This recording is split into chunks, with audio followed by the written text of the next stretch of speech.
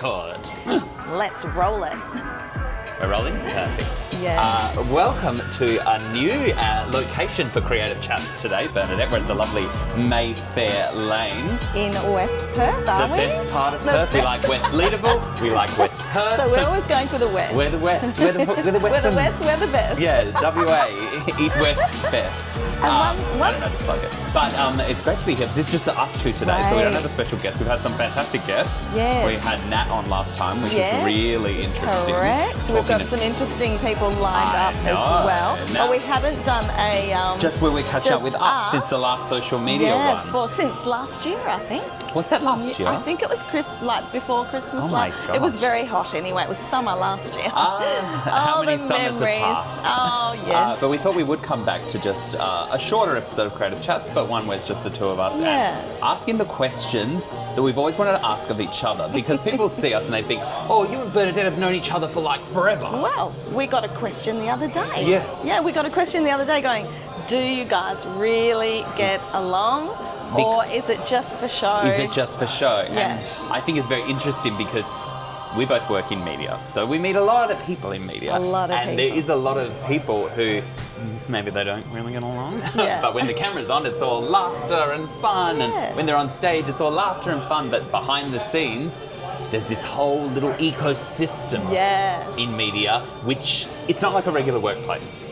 And I think That's right. we can speak to that because now having done it for such a long period of time and been in so many different capacities, I think we've learned that like, oh wow, you've got to be so careful like Yeah. what you say, who you work with, like you can't make a joke with people who don't like jokes, like, oh, you've got to be... You have to mould into all these different characters, areas, people who are secure within themselves, people who are not secure, people who are in media and used to all that, people who are not used to cameras and lights, and Yes. you know, because we're dealing with people, not only people that want to be in front of the camera, but we're dealing with business owners, we're dealing with, you know, quietly creative people who like to work behind the Yes. scenes and stuff. So yeah, you have to have a good knowledge of people and personalities. So, in answer to that question, no, we actually hate each other, but we're such good actors. We're fantastic actors. I think I knew when I met Bernadette, I was like, who's that woman? They're like, oh, that's Bernadette. And I was like, I hate her. I hate her, and I know that to my core of my being. It felt like a fire, like flames coming out the side of my head. And you thought, yeah, it's like a moth to the flame, and you're a sucker for punishment. I'm a sucker punch, I'm a sadist, what can I say? But here, this is the first question I want to ask, because I think money is one of those things that people always are like, oh, we don't want to talk about money. Oh, don't talk about money. You want to know how much I earn? This is not Carl and Jackie. But actually what I do want to know is, what is that, and you can ask the same question for me as well, what is the best payment you ever received for a media job? Not for other jobs, but for doing something in media. And it can be, I'll go first. I once did a campaign, right? Yeah. For, I don't even remember what it's for, but it was like billboards and buses and TV. It was like a full suite of things, everything. Wow. And the beauty of a campaign like that is I was paid once, and then I was paid on rollover. So rollover is where it's used for 6 months that you're paid for, and then they pay you again if they want to keep using it for another 6 months, and they did. So I made, I think it was $6,000, and guess how? And the amount of work I did in the sense of hours, not in the sense of like skills and training. Yeah. Half a day. Oh, that's so good. Blows your mind. How long ago was that? That was about 5 years ago, I'd say. Wow. I feel like times have changed. They definitely have. So much. Yeah. So I can relate to, like, obviously I've been in the industry a little while, but like, in terms of modelling and stuff like that. Did you pose for Leonardo da Vinci? I've had a couple. But no, it was Jesus Christ and the Last Supper. That's what you usually go for. Yeah. She's running late. She's like, I got the prawn crackers. Oh, this is going to be the hour of power. Yeah. No, I can say though, I miss the days of, doing those TV commercials. Yes. Like I was in the Jeans West commercials, and a lot of them were shot locally, but I do believe they were shown nationally. It's a national brand. Yeah, and Retrovision as well. Again, which another I national don't know brand. if you remember Retrovision. So those jobs were so fun. And also, we had a lot of movies being shot here in Perth as well, because, around the time of the America's Cup and everything, Australia's Cup. And so one of the most memorable things I did was to shoot a movie with Jennifer Grey, Matthew Modine, and we shot for 2 weeks. So you were there every day? I was there every day for 2 weeks. Wow. That was one of the best jobs. I seriously couldn't have cared less about the money. I think I got a couple of grand. Yeah. But I was just an extra. But it was just being around the energy that I knew I wanted to be in, and Hollywood stars like Jennifer Grey, Dirty Dancing. And Matthew Modine touched my back and asked me to go out later. So, I mean, you know what I mean? I said no because I'm a good little girl. But it was just so exciting. I would have honestly just done it for free. Just to be in the room with people with the same energy as you is just And amazing. was that, so you're saying that was a moment where you thought like, oh, this is what I want to do, but you already kind of knew that was the space you wanted to be in? Yeah, I knew this is what I wanted, or this is a space I wanted to be in. We didn't have social media, so I didn't know quite what that was. What it would look like. And then of course you've got your parents saying, oh, you need a real job and you need even to though do they were something. seeing you on ads for Retrovision it was and just, Jeans. Well, that's just they were not. like, that's nice. It's not a career. You don't like, make a career out of it. Oh, that's sweet. But you need to get a job. I know. Yeah, so we tried. We tried normal jobs, but anyway. So mine was the biggest payment job. Yours was the biggest kind of... mine's the biggest memory when it comes to that. Yeah. Did you feel like you thought maybe like, oh, the director might be like, oh, you have a line or something like that at any point? Yeah, no. I think I was just more taken aback with all the cameras. People get paid for this? Yes. Like, this is wild, and just like, and the fact that one day I was just a little student and the next day I was hanging out with Hollywood stars. Yeah. Like, and we were having lunch together and stuff. With Jennifer Grey as well? Not with Jennifer Grey, but with Matthew Modine, and there was another guy in there. He was from The Hunt for Red October, and he actually had red hair. Oh. No, he actually had red hair. And we would all sit together every day. And had we had social media back then, I'm sure you'd still keep in contact. Wow. Yeah, but we didn't. But every day I'd get home, get in my car, and just go, "Wow, this is the thing. This is a vibe. Like, so good." Yeah. And did you ever feel that inclination then to go to like Hollywood or anything like that? No. No, it was always like, I enjoy this work, but I want to do it here. There is one regret I do have, though, is that I did... brings us to our second question. Biggest regret when it comes to media? Biggest regret, and mine would be when it comes to modelling, is that I did get offered a modelling contract in Japan. Oh, a whole team of people came from Japan, and I was 15. Oh, so young. And I wasn't allowed to go. My parents they wouldn't support it. Oh. Yeah, it was so hard, and I say it to them to this day. I had a contract to go to Osaka, and I was like, oh my please come with me. Like, they were like, no, you're not doing it. And that was it. And that was just it. And that was it. Simple as that. My dreams were crashed. So here I am. And this is why I say to you, yes, I will be modelling until I'm 99. That is why I will be modelling because I think I've got something to prove. You know? But it's also very interesting because those moments of the like, oh, if I'd gone and done that, that could have been the gone, did it, realised you hated it, and then that was the end of the whole thing. Let me get it out of my system. Yeah, but it's very interesting, those moments. when you take something away. Because in a sense, you could feel like, oh, this was my big break that I let go past, but actually probably not. Yeah. I think that's not the way you can live in the creative arts long term, because if you always think that, like, oh, if only I'd done that, or if only I'd done this, or if I'd gotten on Instagram when it started, you just won't survive in No, this that's space. right. And when things like that happen to you, and they do all the time, everyone's got that story. You always think it's your You thing. have to just keep moving forward. Like, you can't be that person that's still crying over it, like, you know, or the opportunity that was missed, you know. How were your parents when did you realise that you wanted to be in this space? It's very interesting because, like, I was brought up in a creative kind of space of, like, being musicals and going to see ballet and doing ballet and jazz and performing and drama classes and all that stuff.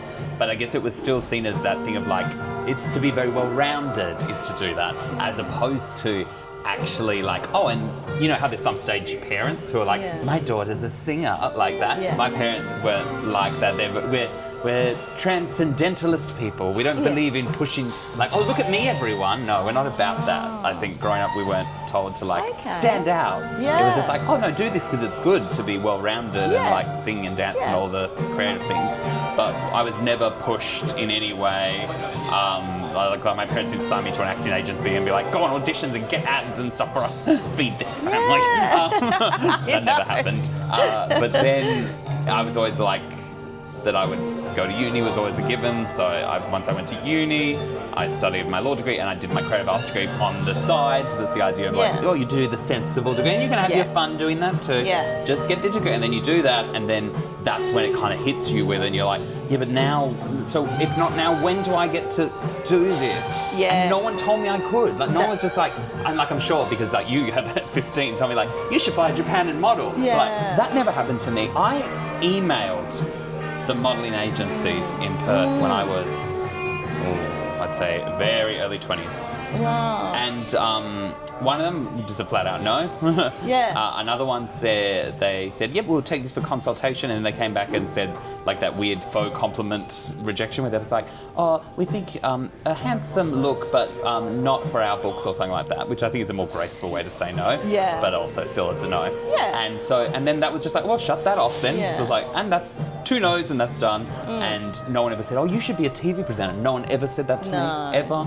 No one. I used to think like, oh, I'm so funny, I could be funny. No one was like, you're really funny. Like, none of that. It's interesting because people don't even have the imagination to think what they should do as an occupation, let alone shove it down in someone else. Because what that did for you in that moment is those people said like, we'll fly you to Japan to model for it. So even at 15, you went, oh yeah, this is possible for me. This is happening. If not today, like in the future, and you made it happen. We didn't have socials, so like modelling at that age group was everything. Like when you went back to school, when you had your 4 or 5 classes in year 9 or whatever, and you were a group of 5 girls that was going to modelling classes every single Saturday, learning grooming deportment, like everything. Like you would come back to class and people would go, oh, they're the girls that do. And you'd be like, guys, we're just like you. Guys, it's amazing. But, you know, I get what you're saying about the modelling agencies, like just the way they say no. And I think, and people think it's also glamorous to model, but it's like you've got to have one of the toughest skins to actually get through it. There's so much rejection. Model. And I don't know about you if you feel this way, but maybe I'm more bitter. But basically, when I then went on later in my 20s to then get to be on a television show and do campaigns where I went and stood next to a billboard of myself at the train station and took a photo like a crazy person and seeing your ads on TV, and then doing a fashion campaign where then it was in every store in the country, and then that's when you start to be like, oh yeah, I showed you. I showed those people who I don't even know who their name is, but it's almost like you chase some weird version of like, all those people who doubted me, look, now it's real. And I don't know, I feel sometimes that's actually a bit unhealthy to do that. Yeah, I know. Everything in balance, everything in moderation. But that's like me, just going, well, you know what? If the opportunity arises, I will still keep modelling, even if I'm, you know. Why not? There's a market for everything and a market for everyone. I really... You know, when I was modelling, cut-off was 26. Like, you were really old. As if it's it's over, pack it up. It is over. She's over 25. It was over. And then, you know, and I did go to one of the other agencies. It was Liz Carberry. Okay. And How is she Liz? graciously took me on as a 26-year-old because I had a little break. Yeah. And I thought, oh no, actually I still feel like I got it in me. And she was like, sure, hun. And so she would have been maybe late 30s, maybe 40 at that stage. Wow. And yeah, so she took me on, and I was just so grateful for that. And then you were working. Yeah, and I was working, and photography, I was still booking jobs. I was booking wedding jobs, and yeah, so it was great. But yeah. The so irony. I know, it is crazy. That we've put these kind of gatekeepers in all these positions of this idea of like, well, if they say you can't do it, then you can't. But I guess ourselves, but a lot of people are all a testament to the fact is you don't need them. Do not wait for the permission of someone else to pursue anything in the creative Whatever arts. it is you want to do, don't look for someone else to approve it. Yeah, no. Become, as you said, you taught me, become undeniable. Undeniable. Honestly, I think that is a very, very important lesson for anybody. You know, if you really feel that passion and you think you have the talent, just keep doing it and become undeniable. Yeah. Yeah, people can't turn away from you then. So, yeah, and I it's think very when people important. probably look to us and other people in media or different ranges of people, that you think like, oh, someone's behind that pushing it, some agent. Yeah. Like last week someone asked me, do you have like this, who's your agent that's getting you all this work? And I think it gives me a great sense of pride to say, it's me. Yeah. It's me and the people who support me. I don't have some magic agent. You don't have some magic modeling agent or some magic speaking agent. Like, it's us. It's right, it's that's us. right. And you are very talented at what you do, and working behind the scenes and driving things as well. But we all have that tool, which is social media. We all have that tool, which is Instagram. And we need to show people what we can do, show people our skills, and you'd be surprised. And we've talked about manifesting before. Yes. And it's very powerful. Like, we've said things, and honestly, the same day it's happened. Yeah. You know, and it's quite scary, and we won't go into it in depth, but I mean, just even if it's as basic as you showing a skill that you do, or me saying, oh, you know, I'd keep myself open to modelling. I have got 2 or 3 jobs coming up, one in which tomorrow is with you. Yeah. And I'm like, what? Where did that come from? Like, it's crazy, but it will happen if you want it to. And if you're open to it, and you literally, and it's not just like post something online and say, or it's not I'm open for model bookings. Like, no.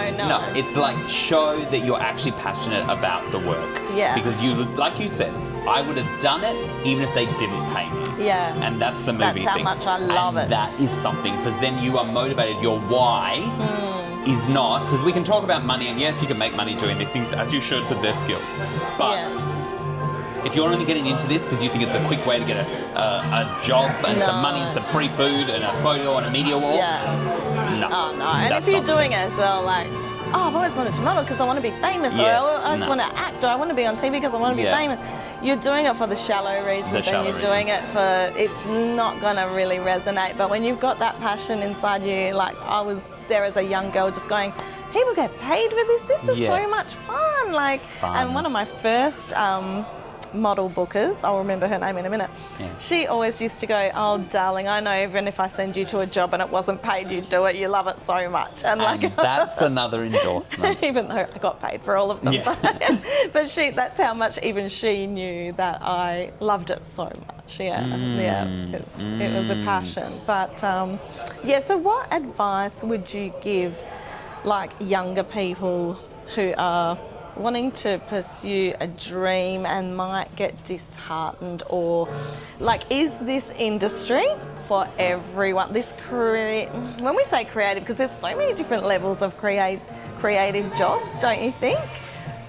But let's just say Instagram, because you're open for good and bad sort of feedback. You're open to good and bad comments. Separate the work from the person if you can, in the sense of like